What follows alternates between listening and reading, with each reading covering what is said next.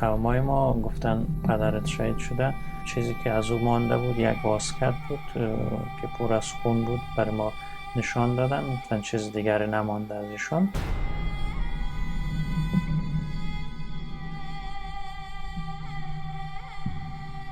After Kabul takeover by the Taliban in 1996, they started their war against the Hazaras. They had two slogans that they used to go around and they used to chant. Tajiks to Tajikistan, Uzbeks to Uzbekistan, and Hazaras to Goristan.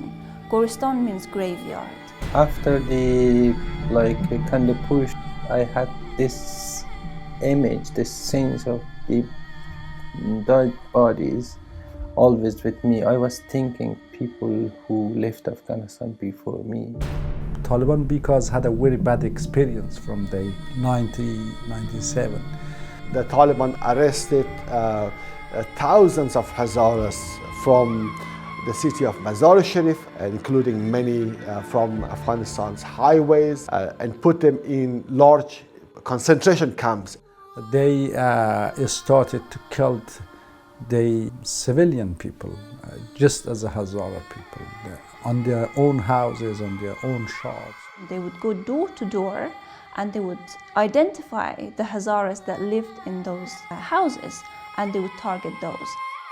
There was a twin suicide attack in that protest, in which I was also wounded.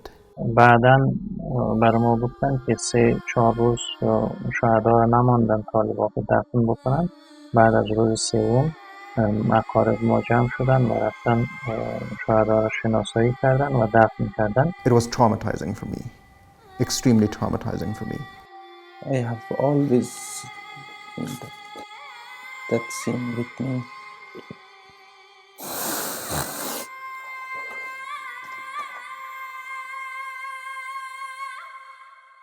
Religion was very much used as a tool to mobilize people against Hazaras, to say that because Hazaras aren't Sunni and they don't follow the so-called true Islam, that they are disrespecting the religion and are legitimate targets for violence. The interim government that they have set up since September of 2021 have excluded the Hazaras at all levels. Since the Taliban took over on August 15, the Hazaras have faced over 60 attacks and at least 3 cases of massacres now. Sadly, I believe we're slowly moving to a situation of civil war, and indications of genocide is serious in Afghanistan. The situation for my family and for everyone in Afghanistan is very grim. It's a situation that's not bearable in any ways.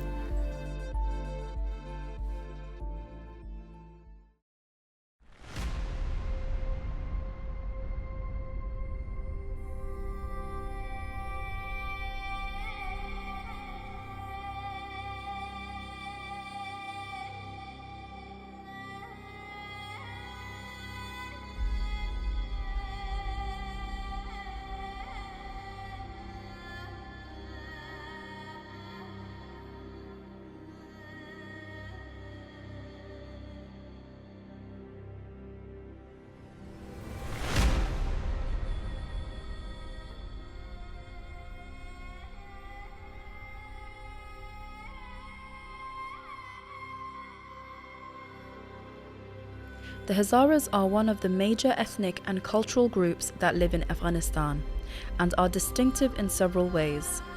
They are primarily followers of Shia Islam in a country that is predominantly Sunni, but some are followers of Sunni Islam and some are Ismaili. They have been subject to brutal repression and persecution for centuries, and yet to this day, their tale of resilience in the face of tragedy has been largely ignored and undermined by the rest of the world. Most of the available literature now says that Hazaras are most likely of Turkic Mongol heritage, meaning they have a heritage connection to the wider Central Asia region, and some Hazaras themselves claim that they are indigenous to central Afghanistan and they don't come from a neighbouring region.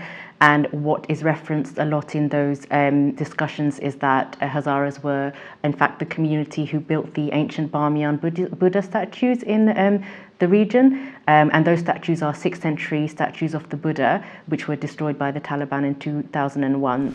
Most Hazaras live in the central highlands of Afghanistan, known as Hazarajat or Hazaristan, a mountainous region that stretches from the west of Kabul to the east of Herat, and from the south of the province of Balkh all the way to the north of the province of Kandahar and the province of Uruzgan as well.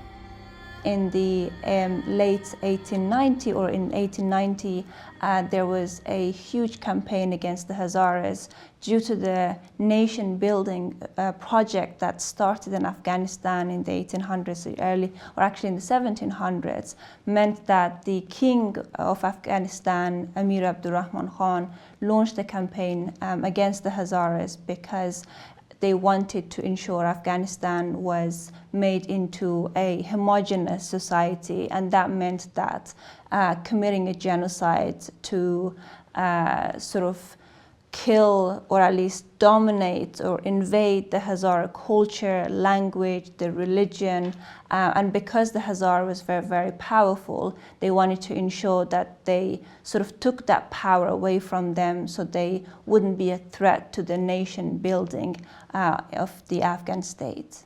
By that time, there are some reports that show Hazaras were somewhere around 500,000 families in Afghanistan. That is a lot, because if you just imagine that each family consisted of 5 members, at least it amounts to something around 2.5 million population. At the time, the country, the population of the entire country was something around 5 to 6 million. So this would make a significant portion of the population in that entire region. King Abdurrahman Khan sought to establish a centralized state in the region, particularly in north and south of Hindu Kush at the time. But this was not only agenda for Abdurrahman. Colonial Britain and the Russian Empire also wanted a centralized state in Afghanistan to act as a buffer state so as to avoid a collision of forces in these two empires. The campaign by Abdurrahman to centralize power meant he had to crush semi or fully autonomous communities across what is modern-day Afghanistan. This included the Hazara community. Their self-governance was not tolerated by the king. The Hazaras reacted by rebelling against him to retain their local autonomy. The first uprising against King Abdurrahman took place in the Sheikh Ali area between 1888 and 1890 and was brutally crushed. By 1891, almost half of the Hazarajat were under the central state, and by the following year, almost all of Hazarajat was under the control of the central state, but without much resistance. This was because an agreement was made between the Hazara leaders and the central state that the local Hazaras would pay taxes and express their allegiance to the Kabul authority and also contribute to the central army. But then, in 1892, the rulers and governors who were assigned to these areas of Hazarajat began to violently suppress the local communities. This culminated in a second mass uprising. In the 1890s, the king of Afghanistan declared a jihad against the Hazaras, saying that the Hazaras are Shias and therefore they're infidels or kafirs, and jihad against them are permitted. Official sources about the war state that it was a sectarian-based war, with the king being Sunni and Hazaras being majority Shia. And that is part of the motivation, but the historical sources don't accurately capture the ground realities at the time that led to the hostilities between the Hazaras and the king. So prior to the war, Hazaras had been engaging with the king, but there'd been multiple instances of rapes of Hazara women by the king's soldiers. And when the Hazara leaders had reached out to the king to find a resolution and punish the perpetrators, nothing was done about that. And on one particular occasion, Hazara leaders who visited Kabul to see the king were jailed and had their weapons confiscated. So this was a key moment in the history of the community in terms of leading to quite severe tensions between the community and the king. The treatment of the local communities across Hazarajat by the governors and the rulers, the local rulers appointed from Kabul, assigned from Kabul, this played a very important factor because they engaged in looting, in rapes, in arbitrary arrest, in summary executions, and all sorts of stuff. But more important than all was the exorbitant amount of taxes and that were levied against the local populations across Hazarajat. And their local leaders, including religious figures and local political leaders, social and political leaders, were arrested and sent to Kabul, or they were sent into exile in other parts of the country. All these atrocities came to a boiling point with the second uprising in April 1892, and it continued till January the following year. This particular uprising was a protest against the atrocities that were committed by governors and representatives of the central government. In 1892, the uprising led to a defeat of the forces of the central government, and the Hazaras were victorious. However, King Abdurrahman responded to the defeat with greater mobilization of forces. About 30 to 40,000 from the government's army and 100,000 tribal mercenaries were mobilized to attack Hazarajat, especially in the area surrounding Uruzgan. More than 100,000 people were mobilized to attack Hazaras from various directions. Some of those fighters were promised to receive a share of the Hazara slaves who were enslaved in very large numbers during the war. Some of them were promised a share of the Hazara land. So even to this day, for example, there's a legacy left that if Pashtuns, especially the Kuchi tribes, were to attack the Hazaras, then they can claim the lands and their livestock, anything that belongs to Hazaras, their houses, right? And that started back in the 1800s, where if Pashtuns were able to take over or invade and take over villages of the Hazaras, then the Pashtuns were able to settle and make a living out of what Hazaras had. And religious language was used to justify the war against the Hazaras. Hazaras were labelled as infidels by the king, and they were referred to as being rebellious and unruly and not pledging allegiance to the king. By August 1893, the two sides came to some sort of a settlement because the government forces could not crush the resistance fully. So the two sides came to some sort of a settlement. The government agreed, the central government agreed to withdraw its forces from the Hazarajat area, and then in return, the Hazara leaders agreed to come to a settlement and accept the authority of the central government in some ways. Now, by this time, the Hazaras were divided. Some of them did not agree. Some of them agreed with the settlement. Some others did not agree, and then they left Afghanistan. They opted for mass migration. They went to India at the time, which is today's Pakistan. They went to Iran and Central Asia, all sorts of directions. And a third group of the Hazaras who still were suspicious about the intentions of the central government, they continued to fight. And this fighting continued for 2 or 3 months. By November 1893, this was totally crushed.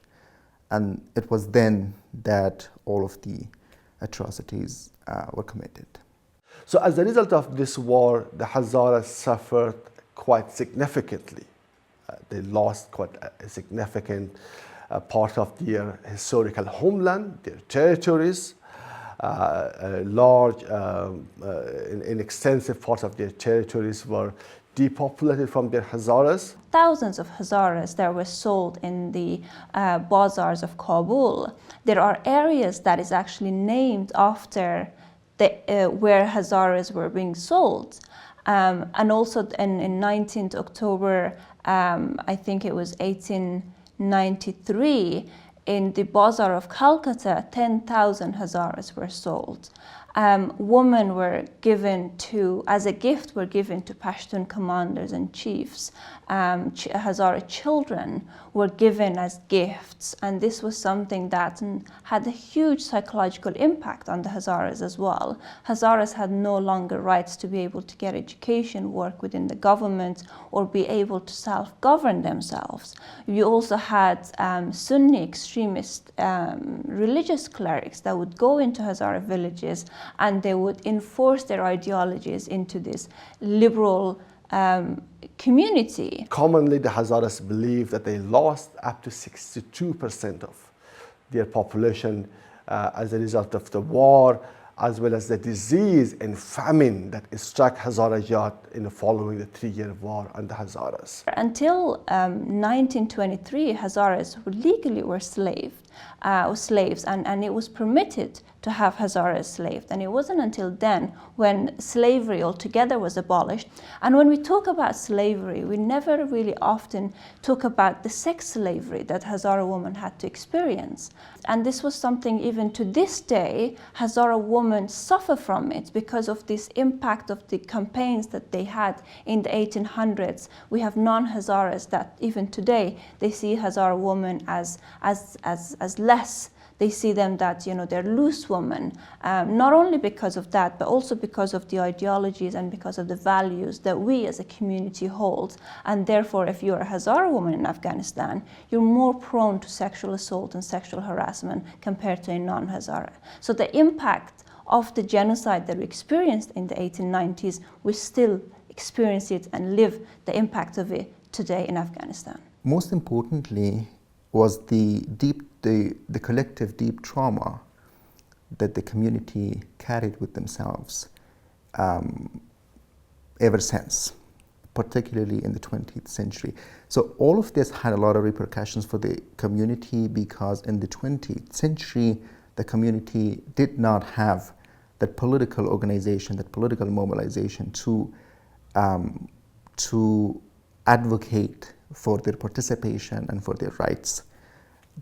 This paved the way for them to remain marginalized for quite some decades into the 20th century. When the communist pro-Soviet Khalq regime came to power in 1978, the Hazaras were still marginalized, but so were other communities. Both class and ideological factors drove the subjugation of minorities, and those thought to be against communist ideology were crushed, including the Hazaras. It's therefore difficult to establish if this was an ethnically motivated or ideological campaign. In Kabul, the Hazaras were the first to rise against the government in 1979, particularly in the Chindawal area, which resulted in the brutal repression of the community. Around 3,000 to 10,000 Hazaras were arrested and killed. The 1990s was particularly bloody for the Hazaras under the Mujahideen regime, who managed to defeat the pro-Soviet government and take control. The Mujahideen consisted of numerous groups from across Afghanistan, who differed from each other across ethnic and ideological lines, but were united by their anti-communist and pro-Islamic goals.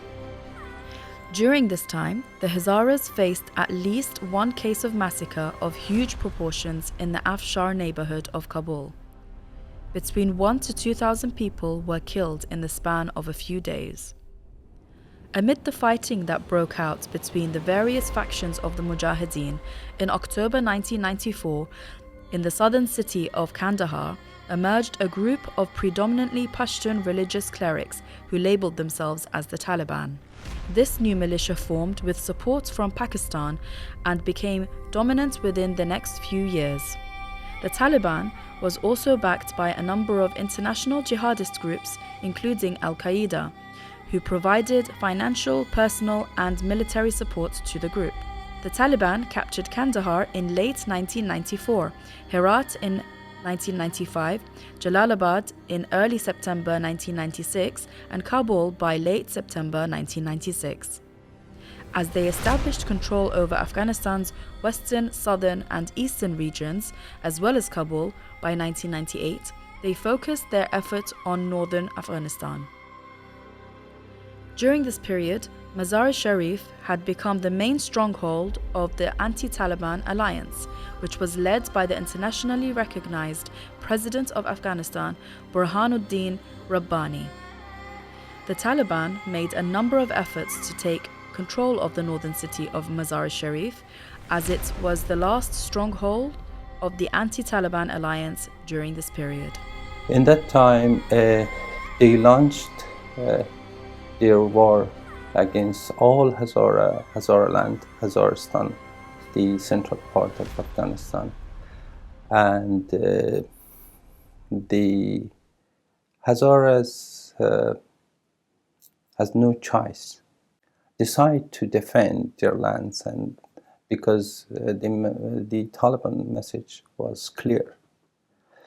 And for the first months in all Hazara lands, the Taliban attacks were repelled, and because there are many, the mountains area, it was very difficult to Taliban to take over easily.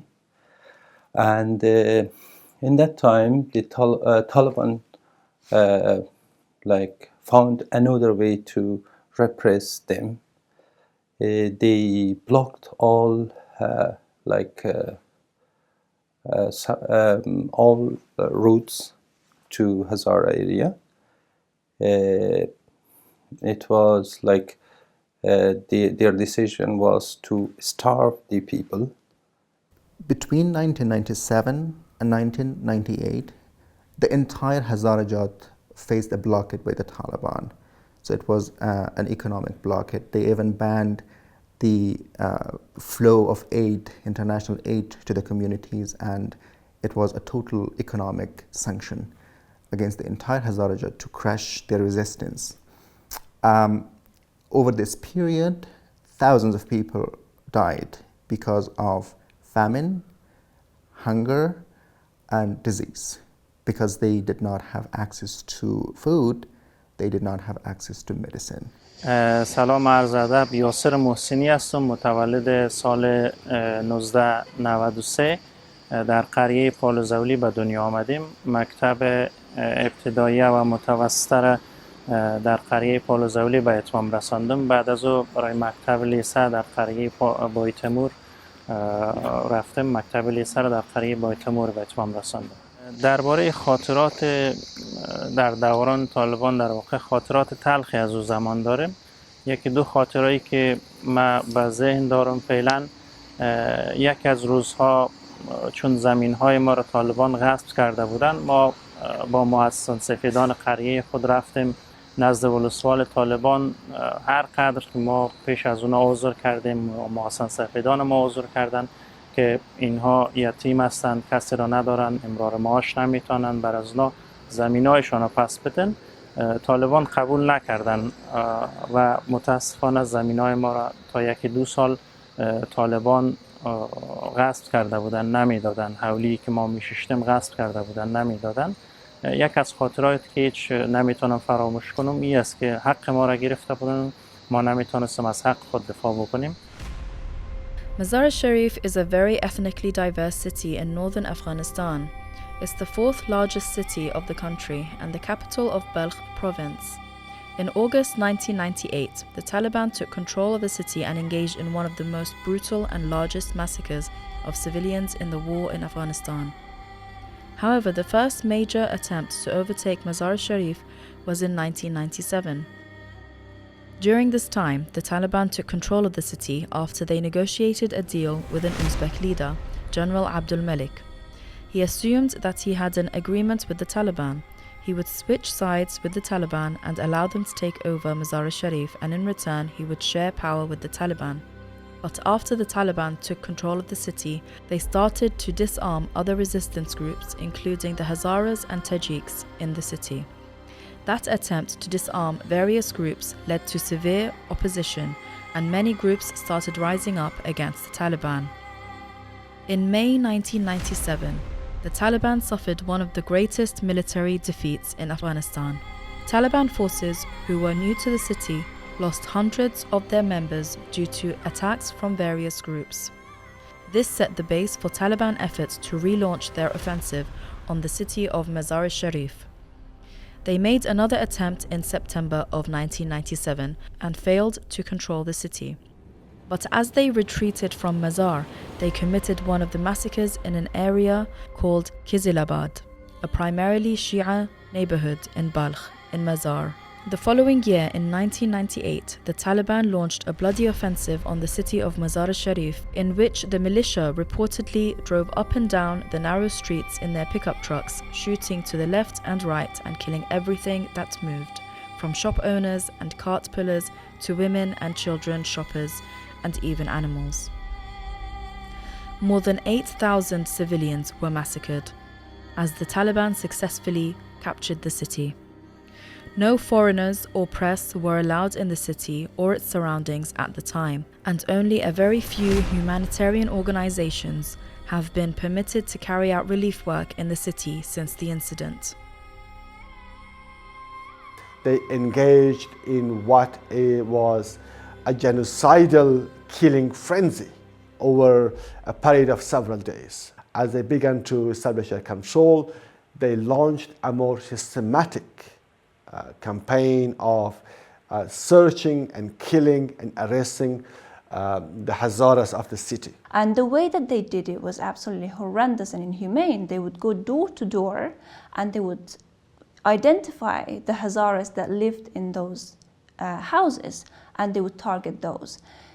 There were cases where they wouldn't even let the families bury their dead or the neighbors bury their dead, and they would leave the dead bodies on the streets to be eaten by wild dogs. در زمان شهادت پدرم و شهدای عبدی اسد سال 1377 شاید من 6 سال داشتم.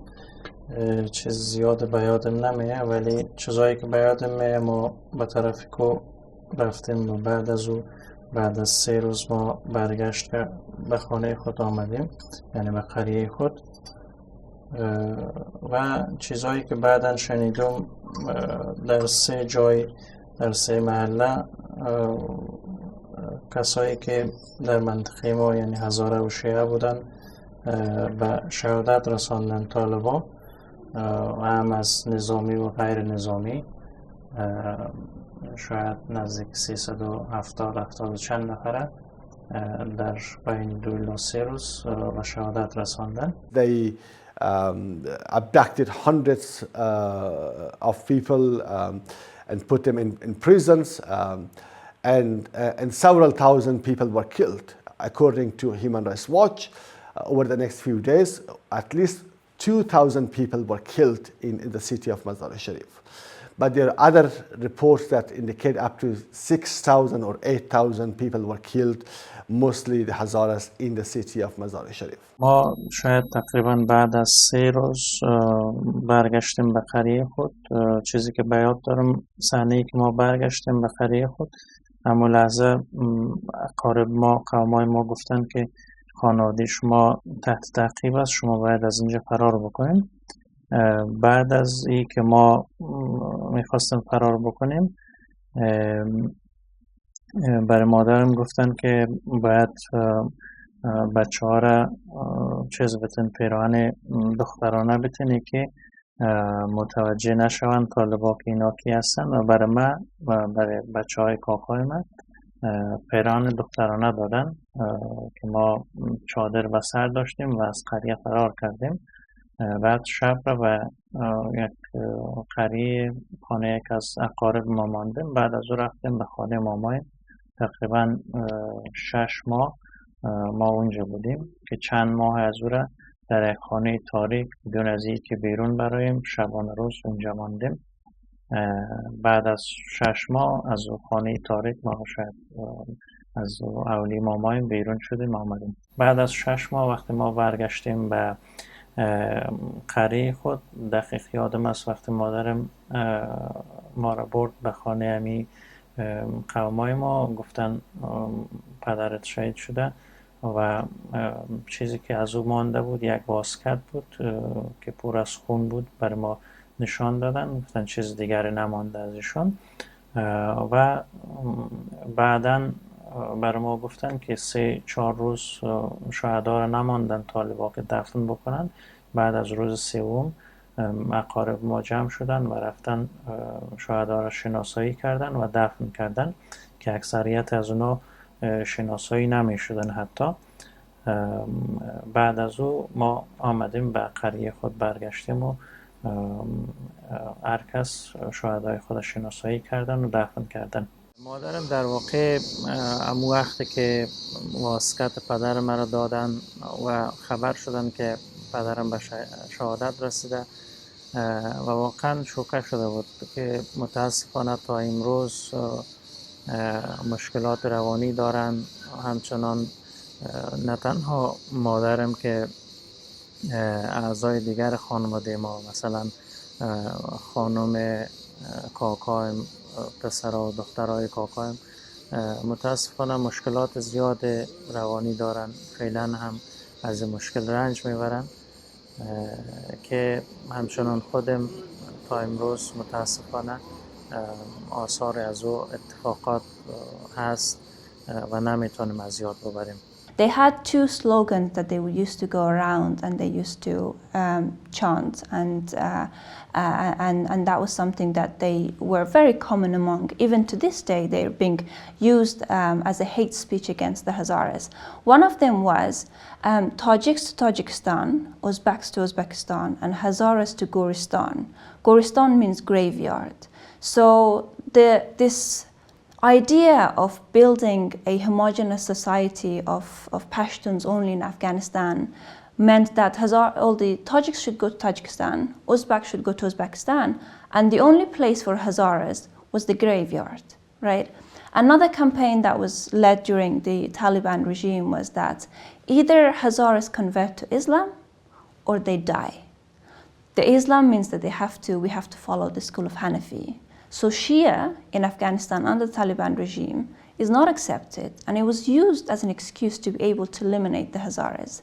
Now, the Hazaras, not only Shia Hazaras was being targeted, it's the Sunni Hazaras also being targeted. So it's really important to be able to distinguish as to why Hazaras are getting killed. It is very much a war against the Hazaras as an ethnic group, but Shiaism is used as an excuse to justify the killing of the Hazaras. And then over the next few weeks and months, the Taliban also arrested thousands of Hazaras from the city of Mazar-e-Sharif as well as surrounding districts, including many from Afghanistan's highways and roads, and put them in large concentration camps in many parts of Afghanistan.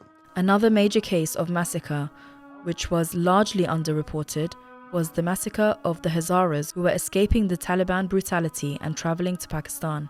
Along the way, in an area called Kandi Pusht, in Shah Juri district of Zabul province, over an extended period of time, between 1,500 and 3,000 people were killed.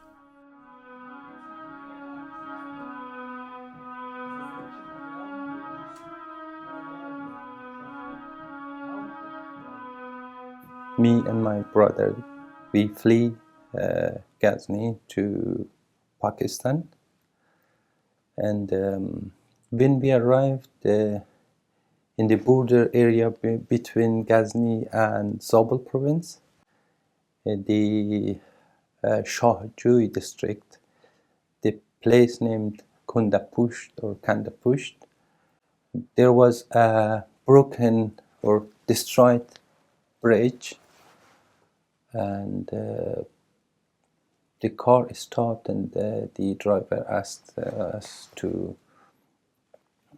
get out and to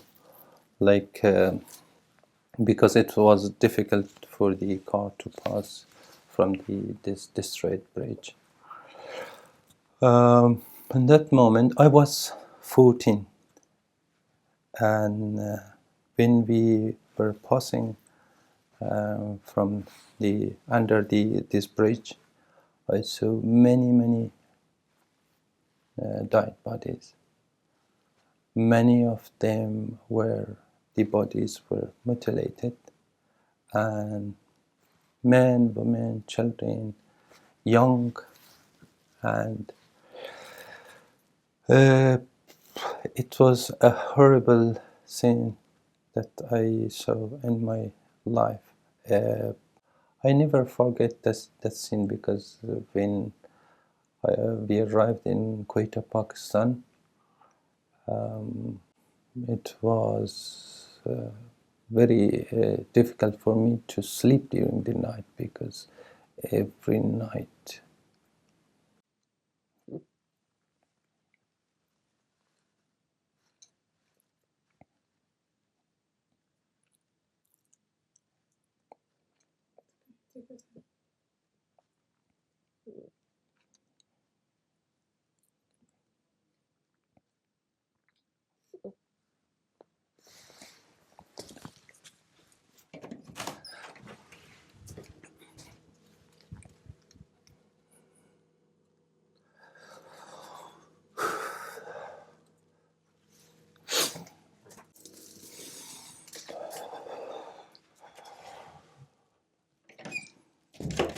sorry.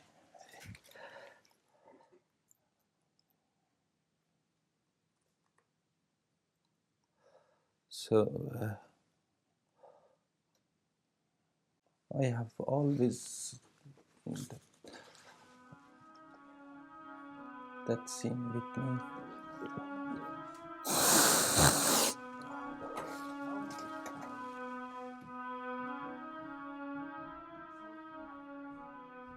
The historic subjugation of the Hazaras after the war in the late 1800s saw them at the bottom of the country's social hierarchy, and they were very much seen as the slave class or the labourer class for a very long time.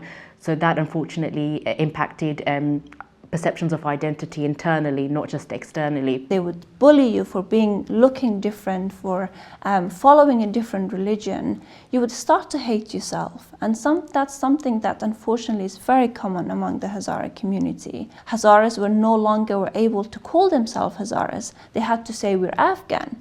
And the Afghan people were the very same people that committed that genocide and are still committing the atrocities against the community. And so we were forced to identify ourselves as the perpetrators who are committing the genocide. It's so painful, it's so horrendous, that even to this day we're still having to fight for that narrative, that change of narrative, to say that we're a Hazara. We have to be allowed to say we're a Hazara, and unfortunately, even to this day, that's not acceptable. Following a bloody 7 years under the Taliban, during which there were a total of 9 cases of massacres against the Hazaras, in late 2001, the United States and its close allies invaded Afghanistan.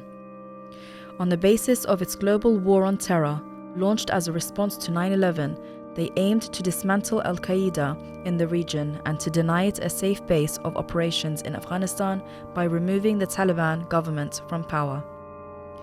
Following the intervention, the Hazaras witnessed a significant improvement in their status and treatment by the new government. Hazaras gained their constitutional rights in 2004. And that was during the Bonn Conference, when the unity government was formed for Afghanistan. And that was the first time that Hazaras were given rights to be able to go and get education, to go to work, and to live as an equal citizen. They vote a lot, they're participating hugely in every single parliamentary and presidential election, everywhere.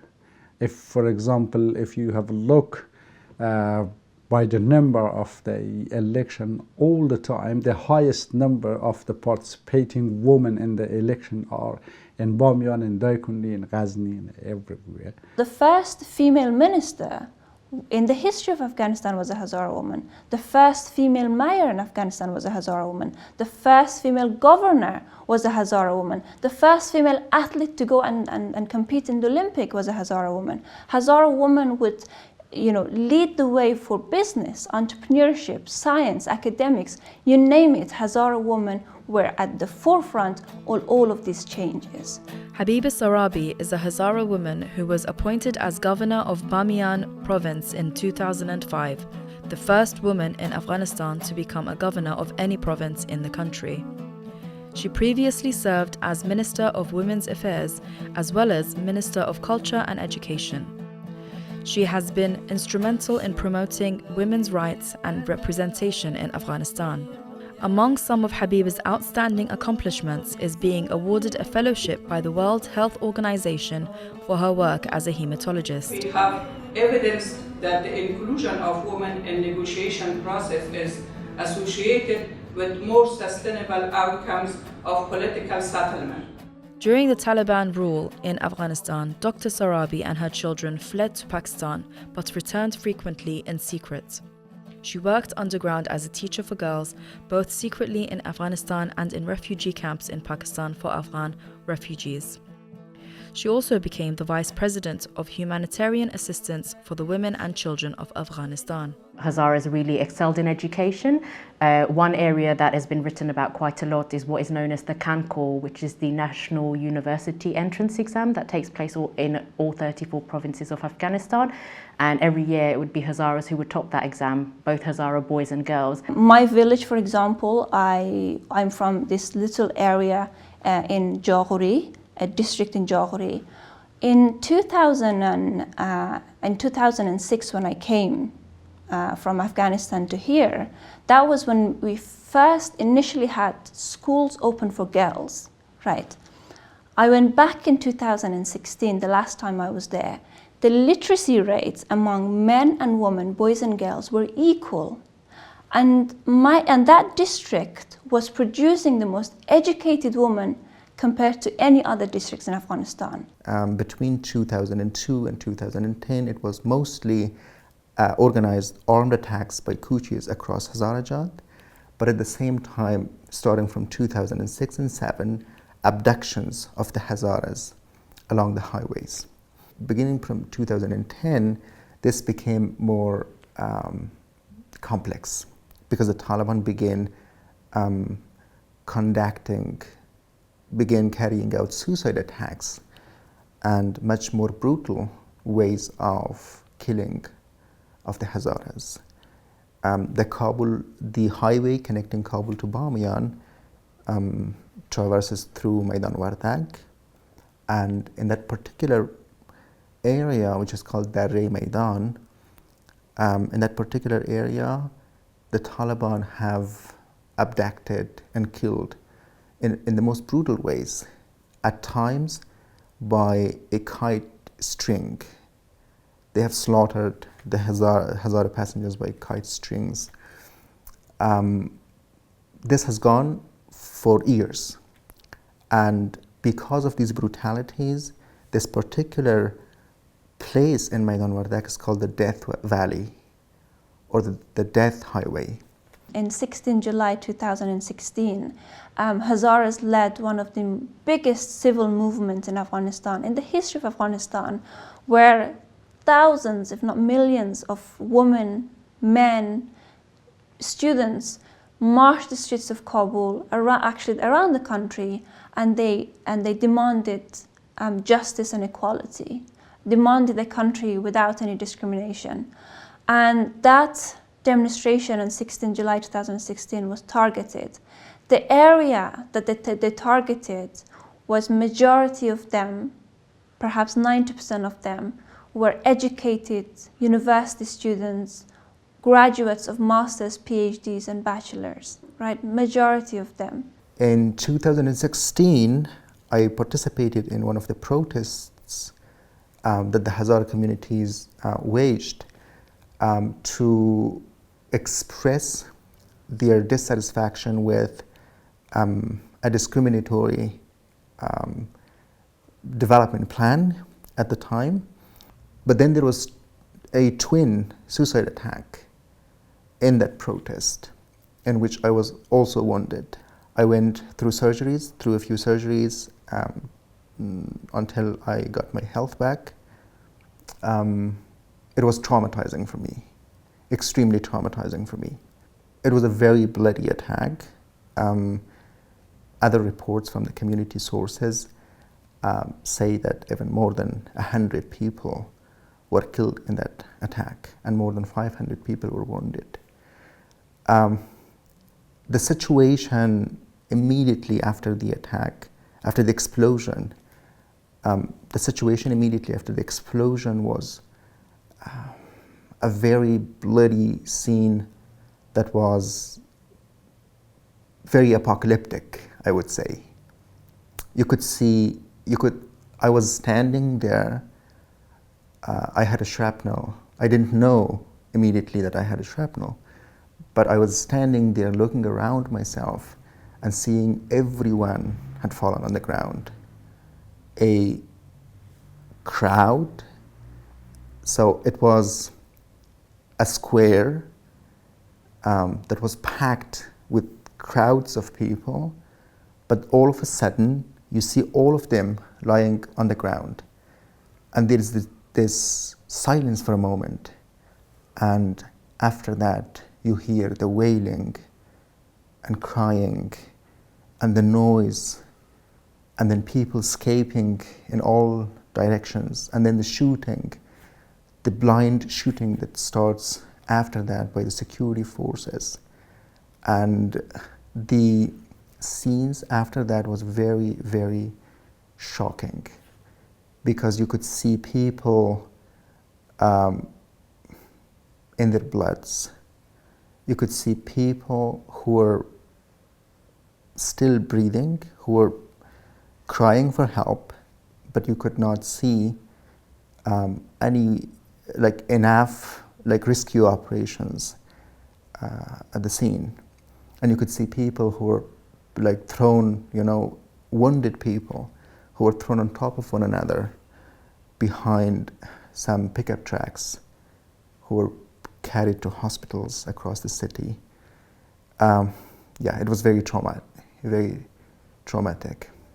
In February 2020, the Trump administration and the Taliban, without the participation of the then Afghan government, signed the US-Taliban deal in Qatar, which laid out fighting restrictions for both the US and the Taliban and provided for the withdrawal of all US and NATO forces from Afghanistan in return for the Taliban's counterterrorism commitments. The Trump administration's US-Taliban deal and then the Biden administration's decision to pull out all US troops by September 2021 without leaving any forces behind were the two critical events that caused the collapse of the Afghan National Security Forces, ANSF. Following the deal, the US dramatically reduced the number of air attacks and deprived the security forces of a critical edge in fighting the Taliban insurgency, leading to the Taliban takeover of Kabul on 15th of August 2021. So in terms of the Taliban takeover of Afghanistan in 2021 and their relationship with the Hazaras, it's very much a long-standing issue that didn't just emerge overnight when they took over Kabul in August 2021. We've mentioned some of the attacks and violence by the previous Taliban regime against Hazaras, and the ideology's been the same post-2001. Even though the Taliban weren't in power, they were still active in Afghanistan, fighting against the army and sometimes claiming certain districts and parts of provinces, and then sometimes losing those in military engagements. So there was always a Taliban presence over the last 20 years, even though they weren't in power. And there was nothing to show that their rhetoric had changed in any way. What happened specifically last summer, we saw that in the weeks preceding the Taliban takeover, Hazara civilians were killed in Ghazni province, and that was reported by Amnesty International as being a massacre. And in August itself, Hazara civilians were massacred in Daikundi province, and since that time there have been forced evictions of Hazara residents from the same province. A handful of days after the Taliban takeover of Afghanistan, the statue of Mazari, the pivotal Hazara political leader, was destroyed in Bamiyan. And this was very much a symbolic move because Mazari was actually killed by the Taliban in 1995. So this was just the Taliban again asserting themselves in Hazara-dominated areas to show that that their ideology hasn't shifted in any way. The Taliban's de facto government, the interim government that they have set up since September of 2021, have excluded the Hazaras at all levels. They have gradually taken steps that are discriminating against the Shia Islam. They have closed the space for the open and political expression of Shia as a religious identity in Afghanistan.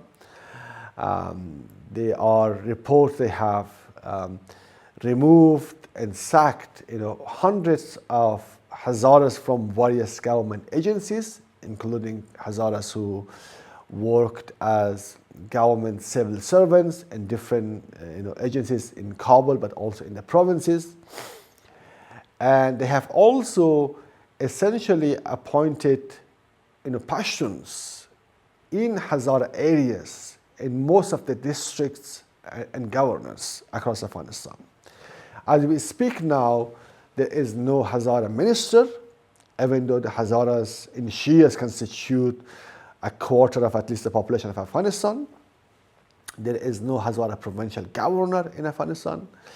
There is no Hazara or Shia serving in any position of authority in Afghanistan's security sector. And if you look at the subnational provincial level in particular, you can clearly see a subjugation of one group by another group, primarily Shia Hazara by a primarily Sunni Pashtun group in many of Hazara districts and provinces in the country.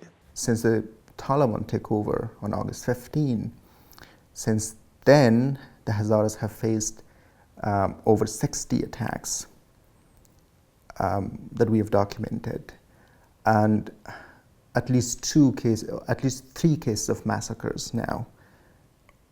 In 2021, there was one case of massacres of the Hazaras in Malistan district of Ghazni province, and another case in late 2021 in Daikundi province. But more recently, other cases of massacres in Balkhab district of Saripul province, which is something that's still developing. In addition to that, the Hazaras have faced at least 6 cases of forced displacement in 5 or 6 provinces, including Kabul. So the new era, beginning from the Taliban's takeover of power, seems to be gloomier for the Hazaras. The situation for my family and for everyone in Afghanistan is very grim. It's a situation that's not bearable in any ways. My sister cannot go to work. My sister and my mom, they do not have the freedom of movement that they used to have. My siblings, they don't have access to the education that they used to have. We, working with the a couple of British parliamentarians, launched an inquiry into the situation of Hazaras. And during our oral hearings and testimonies, experts are saying that this is a slow motion genocide with the risk of full-blown genocide happening under the Taliban regime. And again, I can't emphasize enough that this is a war against the Hazaras. They're targeting Hazaras specifically, using Shia as an excuse to be able to justify their killings of the community. Foreign Secretary yesterday mentioned, Liz Truss, that minorities in Afghanistan are being targeted by the Taliban on one hand, on the other hand by Daesh. The symbiotic relationship that is enjoyed by the Taliban and the terrorist group in Afghanistan, whether that is the Al-Qaeda, the East Turkestan group, the Uyghurs, the TTP, in Pakistan and so forth, that relationship is putting the Hazaras also in a vulnerable position and constantly under attack. Since 24th of April, just this year, there has been 14 Kuchi attacks against Hazara districts, and that has led to thousands of people has been displaced. We talked about the displaced people in Balkhab, and my colleague mentioned that. And even to this day, they haven't received, and that started on 24th of June, they haven't received any aid. We've had 30 children die in the mountains. We've had 2 pregnant women who gave birth in the mountains and lost their infant, newborn babies. We've had people, there has been a spread of infectious diseases among these displaced people, and yet not a single NGO or any other organizations have gone to help these people. It's really important that the UN monitoring continues, because we're having difficulties with the absence of reporting. It's very difficult to get accurate reporting because of the way that the Taliban is dealing with the media. Sadly, I believe we're slowly moving to a situation of civil war, and indications of genocide is serious in Afghanistan for the Hazaras. The propaganda, the hate speech, the hate literature that's been going on for centuries, it's sort of embedded in the consciousness of the Afghan society. So when the Taliban have come to power, that they're empowered to act on those prejudices, they're empowered to act on those hate. The main aims of the informal parliamentary inquiry are, first of all, to document some of the accounts of people, the suffering and the persecution that they are experiencing, so that nobody will be able to say, we didn't know. We need to lay that kind of evidence in front of the relevant authorities, so the UK government, the United Nations, organisations that are working as peacemakers, peacekeepers, but those also trying to bring about justice. It's important to have information that people can use, that they can rely on. I hope that when the inquiry's recommendations are published, that people, particularly from the diaspora now living in the United Kingdom, will write to members of Parliament, members of the House of Commons especially, and say, please read this report. What are you going to do about raising the recommendations in it with the UK government? And don't tell me in the future that you didn't know. Our message is not for the politicians. We are talking with normal people.